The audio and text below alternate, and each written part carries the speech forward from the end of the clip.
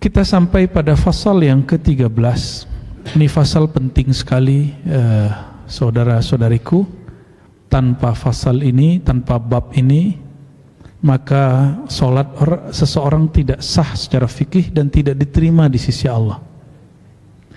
Bang Dik, beranikah masuk masjid kalau lagi junub? Ya. Bang Ronald, beranikah sholat kalau belum wudhu? Bang Iwan, beranikah takbir kalau tadi pakai celananya kena najis? Berani nggak?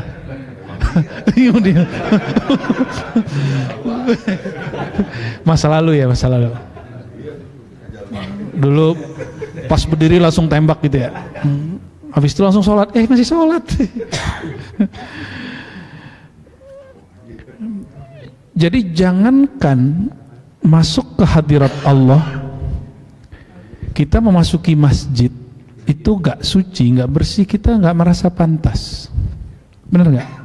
Coba tanya kepada saudara-saudari kita yang perempuan atau istri kita, betahkah dia duduk di masjid dalam keadaan masih kotor, masih belum mandi junub atau belum mandi suci hadas besar?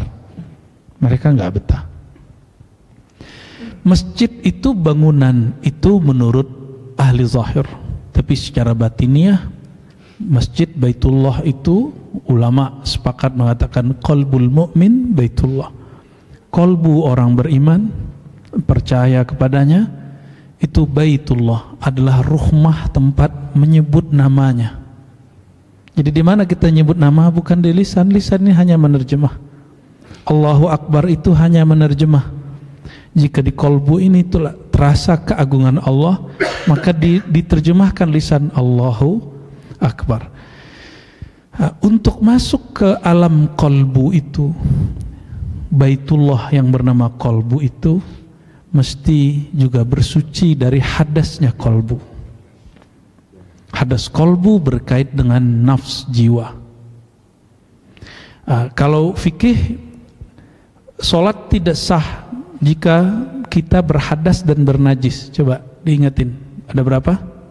Kita berhadas dan bernajis. Hadas ada dua. Hadas yang besar, contohnya apa? Lo beda itu Bang Dik. Buang air besar dengan hadas besar beda. Hadas besar itu Bang Dik habis malam pertama, nah itu hadas besar. Ya itu hadas besar namanya.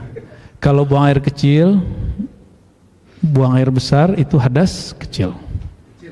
Hadas kecil. Yang Bang dikeluarkan itu dalam buang air itu namanya najis.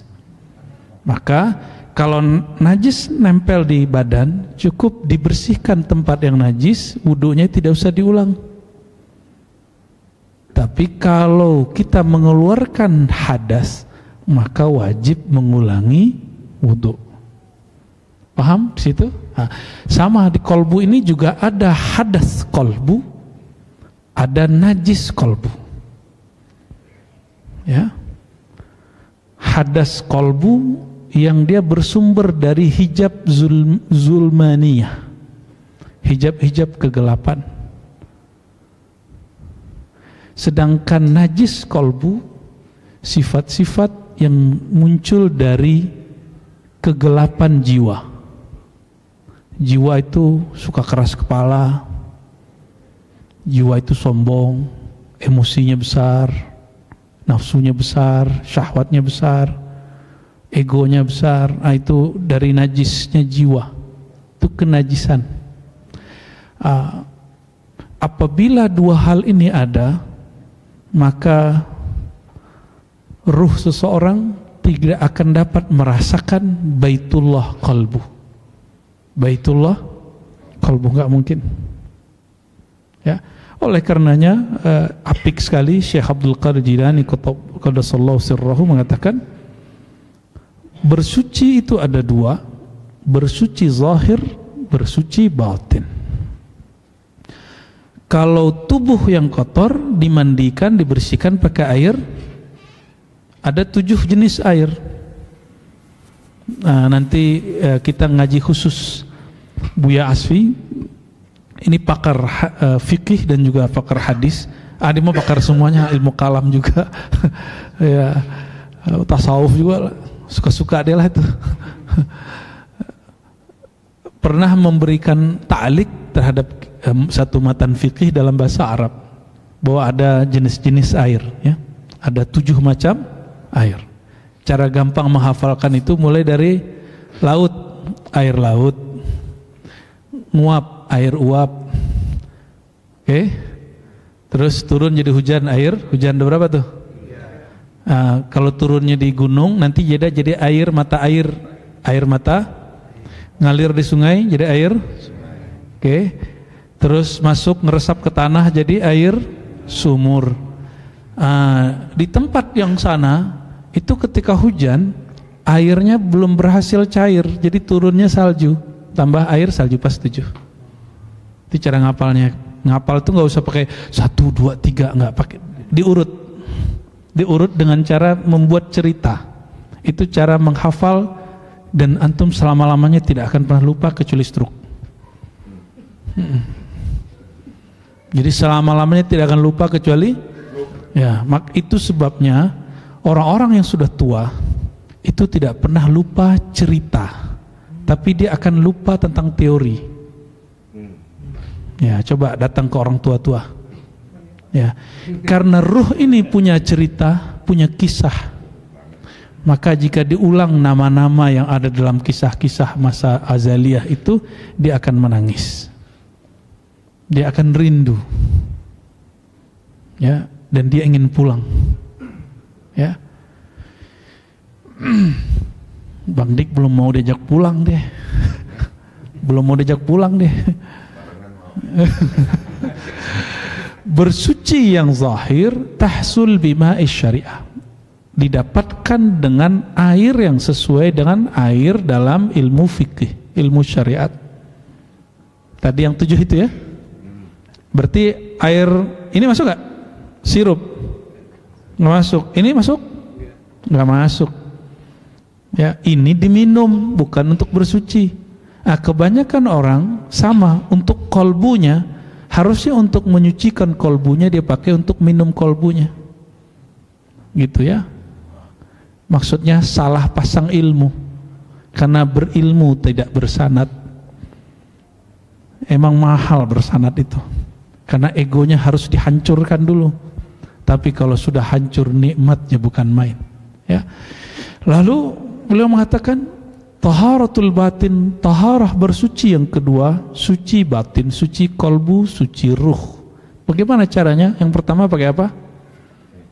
Bima it-taubah. Inilah yang ditanyakan oleh Buya Aldomi dari beberapa hari yang lalu. Tawadda bima il-ghaib in kunta dzatas sur.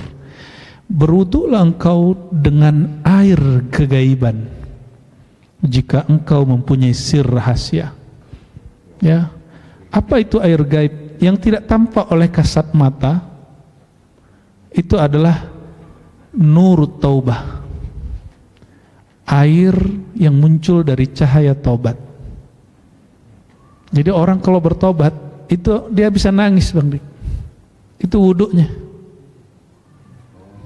Itu wudunya dia. Maka dalam hadis dikatakan Nabi SAW, hadis Tirmizi ya, 2 air ya, 2 cairan yang akan memadamkan siksa api neraka.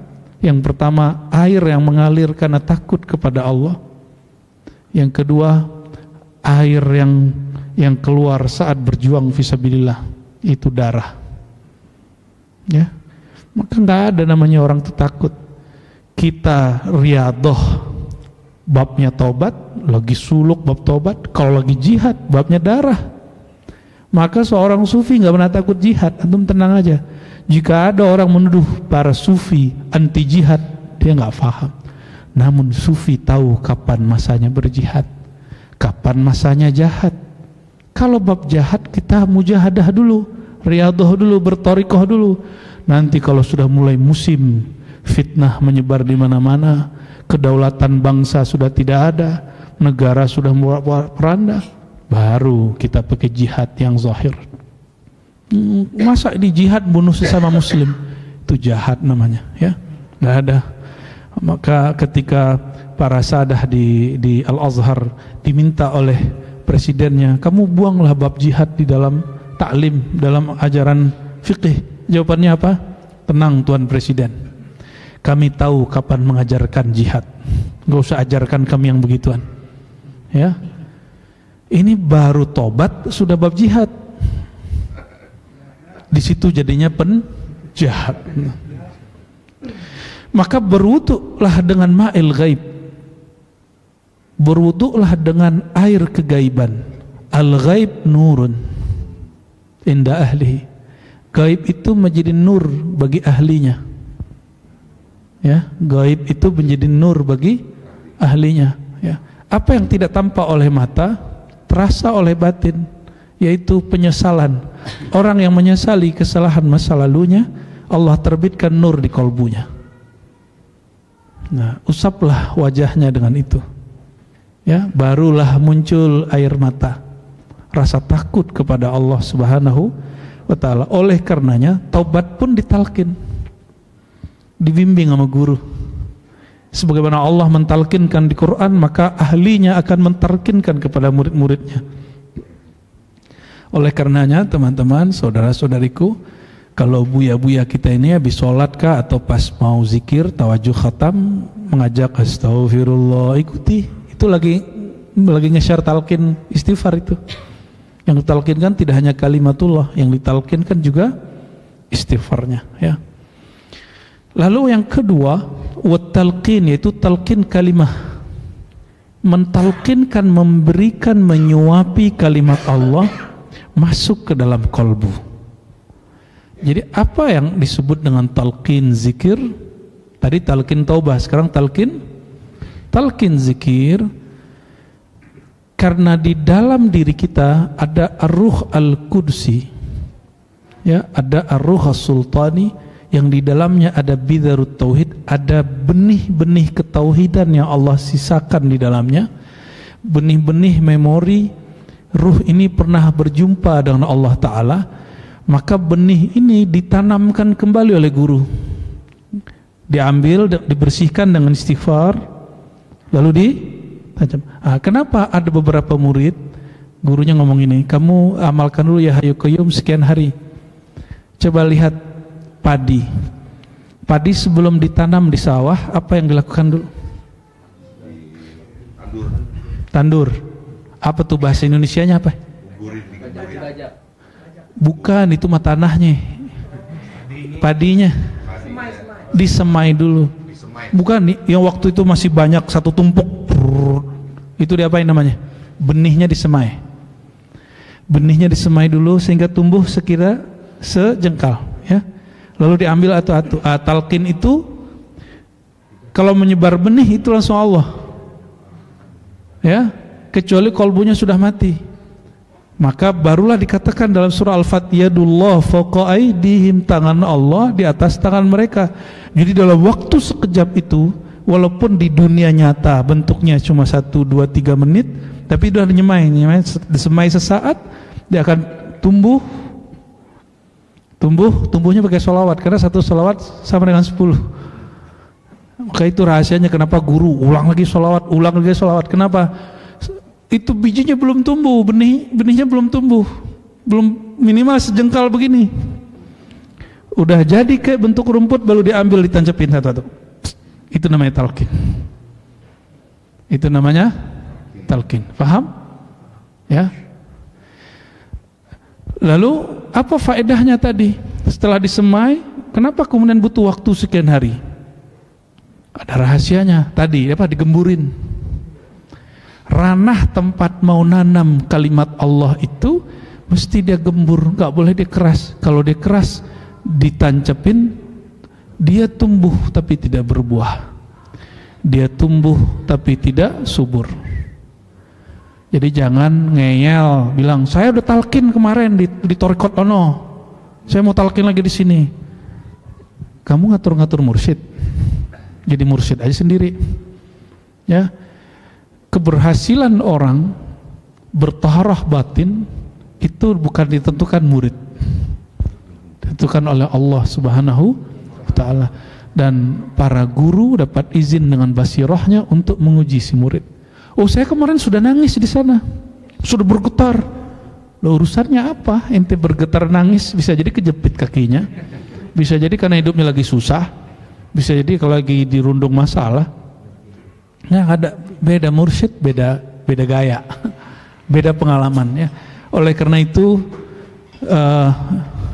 betul ada mursyid yang Allah izinkan memendekkan waktu, memanjangkan masa. Maka waktu sekejap itu bisa dipanjangkan, waktu yang panjang bisa jadi pendek. Tapi dia harus wali kutub, Bang Dik, bukan kutu kupret. Ya, dia harus wali yang terhubung dengan Allah yang maha menggerakkan waktu. Maka bersamanya, bersama dia, kita sudah sehari semalam mungkin, atau 2 hari 2 malam rasanya sebentar. Mungkin sudah bertahun-tahun rasanya sebentar. Kenapa? Dia bersama dengan poros waktu. Ya. Jadi dengan apa yang kedua? Dengan talqin kalimah. Nah, maka talqin kalimah seperti itu. Ya. Kalau sudah ditancepin, dibiarin atau dirawat? Dirawat jika ada rumput yang tumbuh, dikasih pupuk. Nah, yang mahal hari ini dipupuk dengan pupuk organik atau pupuk kimiawi. Organik. Tapi yang cepat tumbuh yang mana? Namun yang mahal yang mana? Organik. Ini orang-orang organik ini. Itu orang-orang organik itu. Ya. Kalau situ orang kimiawi itu. Jadi lama nggak langsung keluar izin wakil talqin jadi khalifah, jadi mursyidnya nggak langsung keluar, mesti berproses dulu. Bukan karena dia pinter langsung jadi wakil talqin, enggak. Karena dia alim, pinter hadis, pinter hadas, langsung kemudian diangkat jadi mursyid, enggak semudah itu. Mesti dipupuk secara organik, secara alamiah. Ya. Karena sudah alami, maka tumbuhnya dia sabar tumbuhnya. Coba petani itu sabar nggak? Sabar dia. Maka guru itu mesti sabar. Jadi guru itu mesti orang paling sabar. Kadang-kadang lagi asik, udah bagus, tahu-tahu tikus masuk. Tahu-tahu musim hujan, siput apa namanya? Keong grogotin. Si guru ngelihat, oh harus dibersihin. Itu namanya ditalkin ulang, ditobatkan ulang. Yo, diambil muridnya sama gurunya. Maka jadi guru, jadi mursyid itu lebih ribet dari jadi orang tua. Antum jadi orang tua paling doain sukses anak 1, 2, 3. Anak Bang Dik berapa? 7 doang. Murid itu banyak, gurunya 1. Makanya diribat gurunya banyak. Karena muridnya sudah mulai banyak, jadi megangnya bareng-bareng. Kita manhaji, jadi kemursidan di sini tuh manhaj. Kalau mati mursyidnya, manhajnya nggak mati. Ada mursyid yang mengundurkan diri, manhaj nggak boleh mengundurkan diri. Jalan terus. Dan yang mimpin suluk tidak mesti mursyid tua. Siapa aja yang kemudian yang dapat izin, dialah, ya. Dan mereka modelnya sistem. Masa kita kalah dengan perusahaan-perusahaan dunia, dengan yayasan-yayasan dunia, dengan pergerakan-pergerakan yang sifatnya materi. Kita juga harus punya manajemen bagus untuk bab rohani, ya. Tidak semua orang harus jadi leader, tidak semua orang juga harus jadi murid, tidak semua orang juga harus jadi khidmat. Ya, ngikutin sunnatullah berjalan, ya. Nah, kalau semua orang jadi mursyid, siapa yang jadi murid? Kalau semua orang nggak mau jadi mursyid, semua orang jadi murid, gimana ceritanya? Maka ini kita tunggu apa yang Allah mau buat, bukan yang kita mau, tapi yang Allah mau, ya. Wa tasfiyah, talqin dan tasfiyah. Tasfiyah itu, jadi apa beda tobat bersuci dengan tasfiyah? Tasfiyah itu gini, sebulan pertama atau 2 bulan pertama setelah ditanam pasti muncul rumput-rumput liar. Rumput liarnya bersihin, itu namanya tasfiyah. Paham? Ya, dia sudah tumbuh. Kalau tazkiyah semuanya dibabat dari awal. Kalau ini sudah namanya tasfiyah. Tasfiyah itu membuat dia bening. Dia sudah bagus tapi dibikin lebih bagus, itu namanya tasfiyah. Lalu setelah tasfiyah apalagi ya? Suluk thariq, ya, mesti dia menempuh thariqah. Maka thariqah ini ada orang yang dia thariqahnya thariqat khalwat. Khalwat itu dia menyepi. Ada yang jalwat, dia di keramaian. Dan dua-dua ini fasilitas dari Allah, tidak boleh melebih-lebihkan salah satunya. Saya tidak ridho jika ada antum nanti ngomong ini, thariqat aneh mah, thariqat keramaian, jalwat, mengingat Allah dalam keramaian. Apa itu suluk-suluk itu? Ya, suluk-suluk itu thariqah nyepi-nyepi, diem-diem, ngapain gak level? Jangan begitu.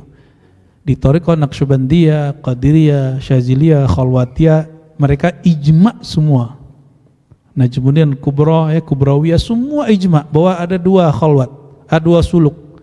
Suluk khalwat, suluk jalwat. Di Syatwari juga begitu. Jadi nggak ada yang kemudian bilang, Naqsyabandi itu suluknya formal, kita mah suluknya di pasar, gitu. Kita suluknya di keramaian. Loh jangan gitu.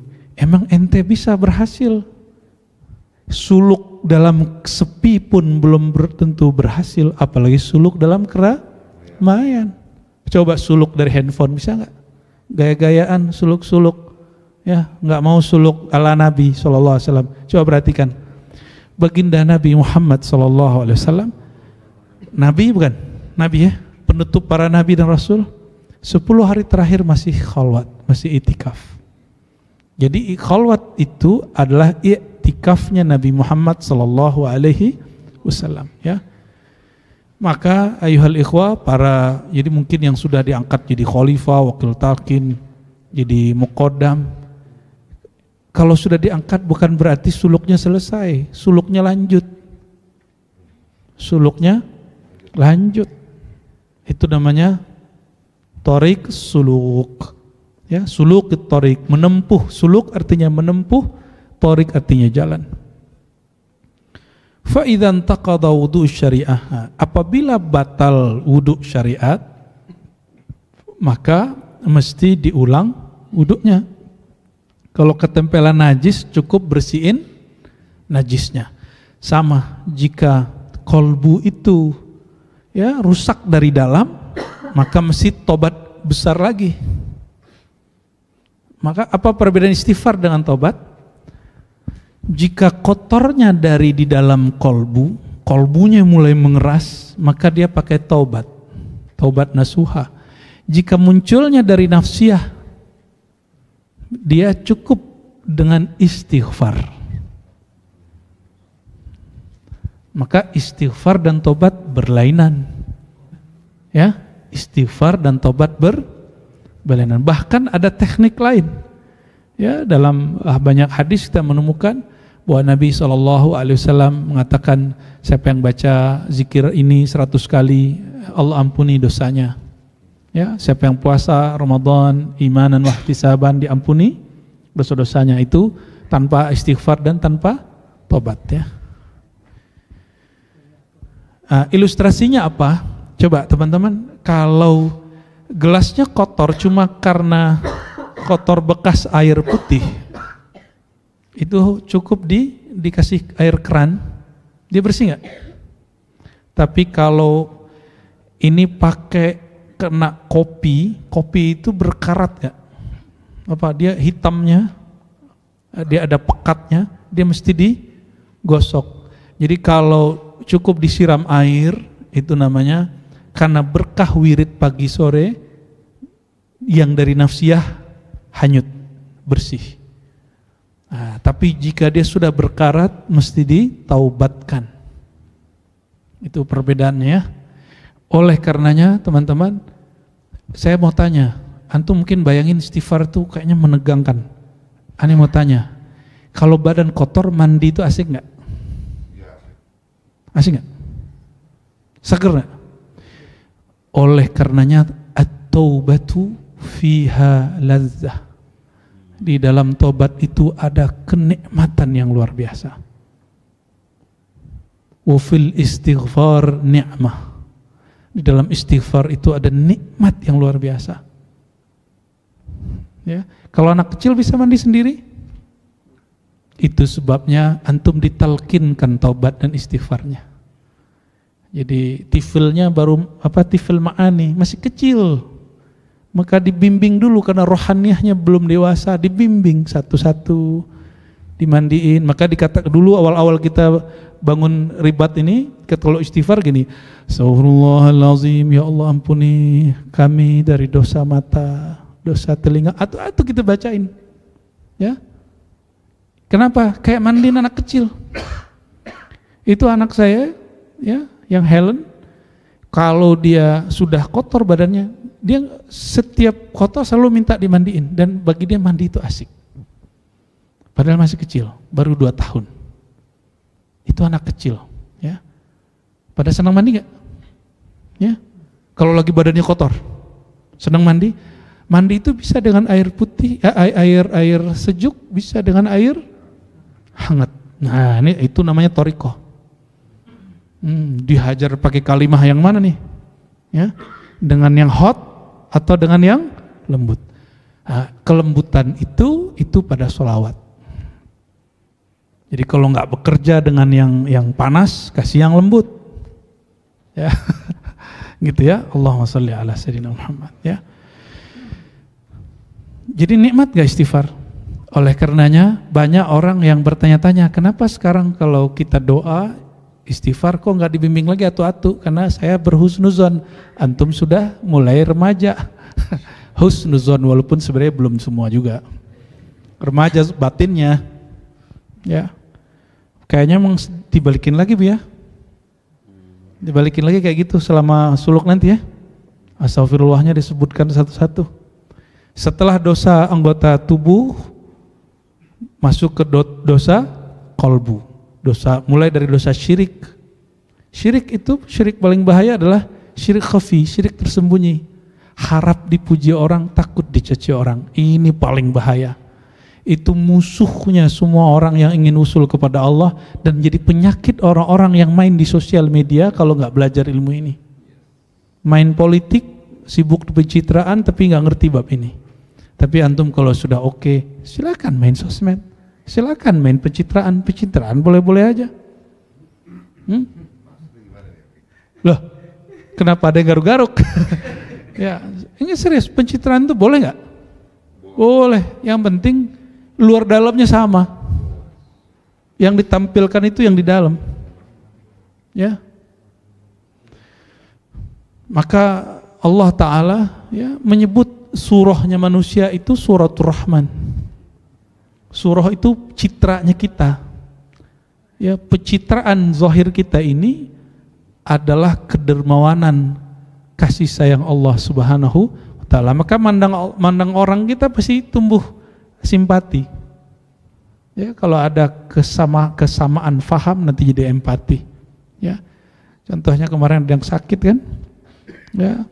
Langsung semuanya kerja bakti itu bersama-sama untuk bantuin biar biayanya selesai. Itu contohnya. Karena persaudaraannya sudah persaudaraan rohani, tidak dibatasi oleh nasab, ya. Walaupun guru-gurunya di sini banyak orang Sumatera, Bang Dik. Tapi kan Bang Dik bukan orang Sumatera kan? Nah, istri Sumatera kan, nggak ada urusan. Ini aja Haji Iman orang Jawa, ya, ada orang Singapura, Melayu, ada orang Betawi, ya kan, lengkap. Jadi kita di dalam bab kerohanian tiada lagi nasab-nasaban, ya. Oleh karenanya mohon maaf, kita tidak tertarik membahas tentang nasab, apalagi nasab Ba'alawi, apalagi nasab yang bukan Ba'alawi. Kita sekarang sedang membahas nasab rohani. Ya, pantaskah kita bernasab kepada ahli-ahli rohani? Ya. Lalu dikatakan di situ ya, ini hadisnya tidak sahih ya, cuma dia semakna. Siapa yang memperbaharui wudunya, Allah perbaharui cahaya imannya. Ya. Fa idzan taqada wudu'ul batin bil af'al dami wal akhlaqir radiyah. Jadi apa yang membatalkan wudu batin? Wudu dengan cahaya gaib tadi. Af'al damimah, perbuatan yang tercela. Jadi wudu batin batal dengan perbuatan yang tercela. Dan yang kedua, al akhlaq ar-radiyah, akhlak yang rendah. Radiyah. Af'al, apa af'al? Ini munculnya dari nafsiyah. Munculnya dari nafsu. Bisa bentuknya ambisi, emosi, bisa bentuknya syahwat.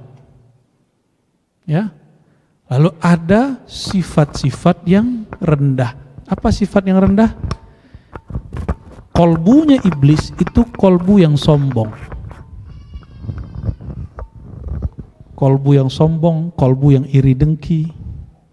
Ada iri nggak sama orang? Hati-hati, jangan pernah terbersit di samping kiri kita, di bawah makom kita, jangan. Ya, jangan bersit begitu. Ya. Kadang orang cuma dengan pakai pakaian soleh gitu ya. Emang ada pakaian soleh ya? Lalu merasa dirinya sesuatu. Antum sarungan gini terus ngeliat ada orang pakai celana pendek terus benci, jangan, santai aja, santai bro. Ya. Belum tentu juga orang yang pakai celana pendek itu lebih hina daripada kita. Siapa tahu dia mazhabnya Hanafi kan. Ya, husnuzon aja lah. Ya. Apalagi yang paling bahaya satunya yang menjadi penyakit hari ini adalah suudzon, buruk sangka. Antum sering buruk sangka kan sama orang? Ya, bener kan? Sering buruk sangka sama orang. Ya. Kalau ada nih Buya Aldomi pakai mobil terus ngomong ini, wah ini hasil jual talkin nih kayaknya nih.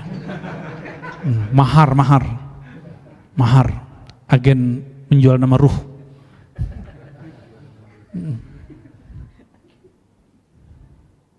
Serius Buya?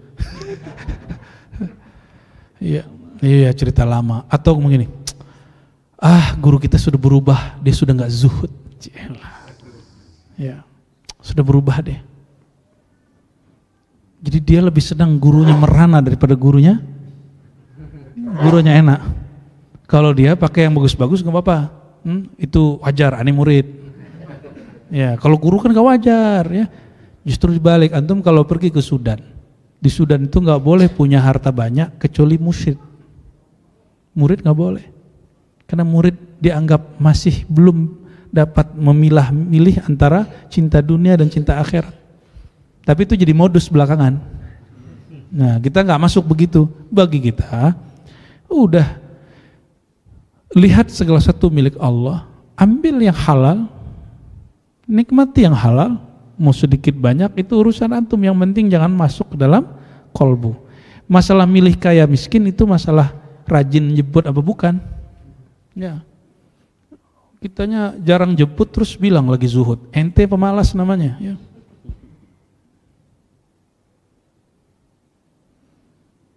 Ngomongin orang, ujub. Ya. Ujub, apa beda ujub dengan riya? Ujub mengagumi diri. Kalau riya mengagumi amal. Itu bedanya ya. Ujub memandang diri, riya memandang amal. Dan dua-duanya syirik khafi. Dua-duanya syirik khafi. Dan ada satu hadis untuk orang pemain sosmed.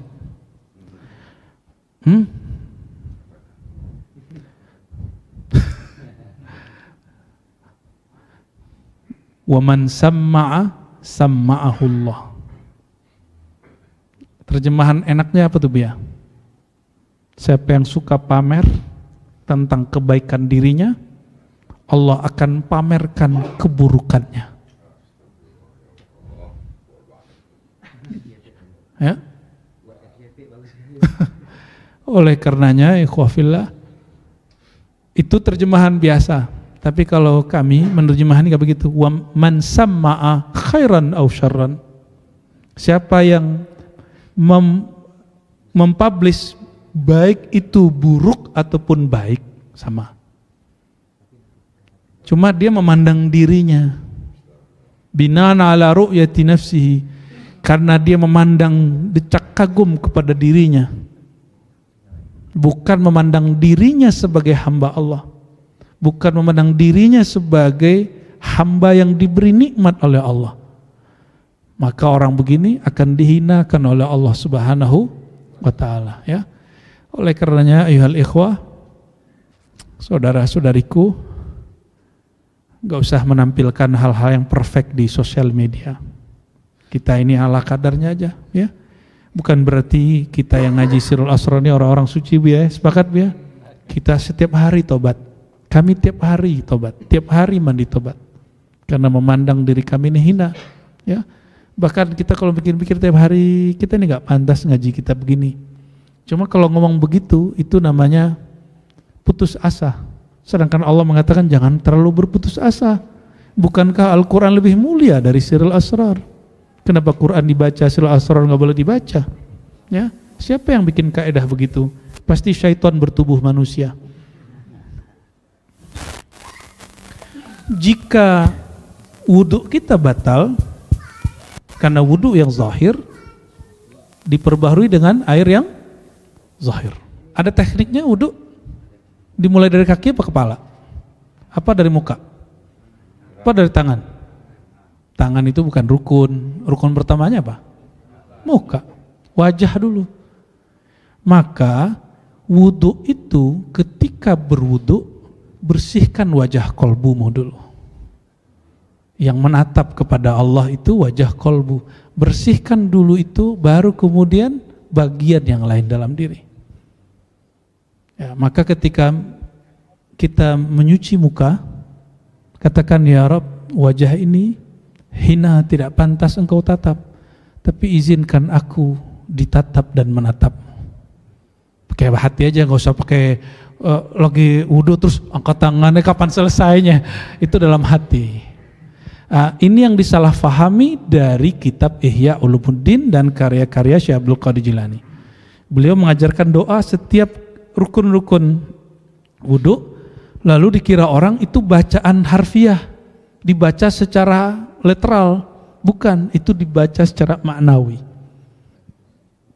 Itulah yang disebut berwudhu dengan ma'il ghaib. In kunta dzatus sir. Jika engkau betul-betul diberikan rahasia dan punya rahasia, dan memang kita sebenarnya ada rahasia itu. Sirullah itu ada dalam diri. Punya sir enggak di kolbunya? Ada, cuma sadar apa enggak, itu aja.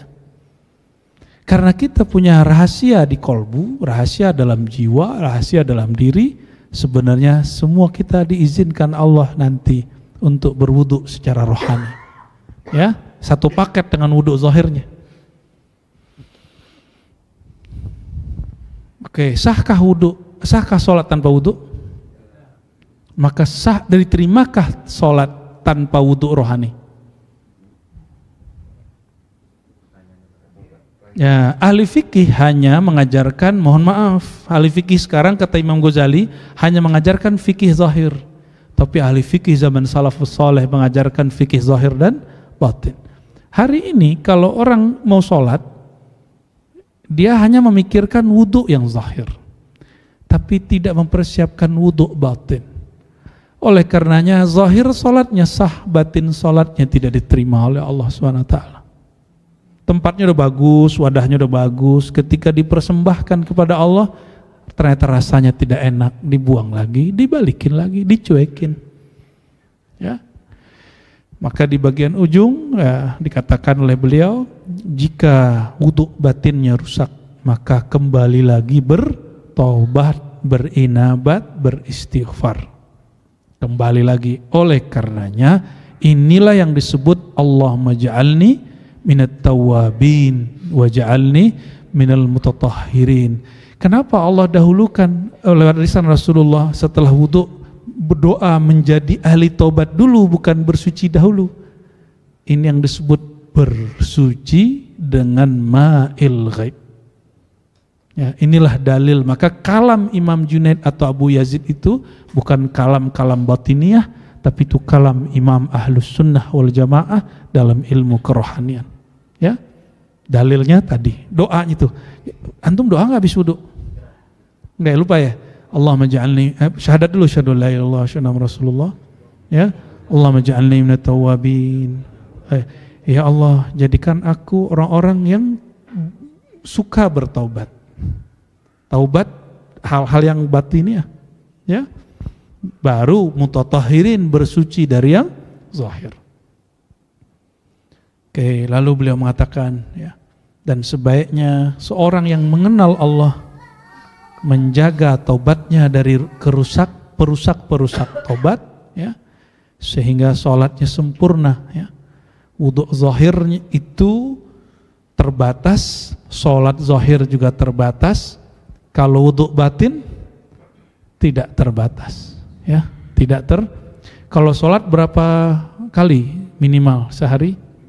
5. Kalau sholat batin, awal sholat batin adalah awal sholat zahir dan tidak ada selesainya sampai sekarang. Ya, jadi ketika ada sahabat saya mengatakan, saya kalau selesai assalamualaikum tuh kayak merasa jauh dari Allah. Loh, kok begitu? Nah, justru orang-orang yang kenal Allah baca assalamualaikum itu melanjutkan sholatnya yang tadi hanya zahir, lanjut sholat batin. Apa sholat batin? Zikir khafi dan merasa dipandang oleh Allah yang maha zahir dan batin. Wallahu a'lam bissawab.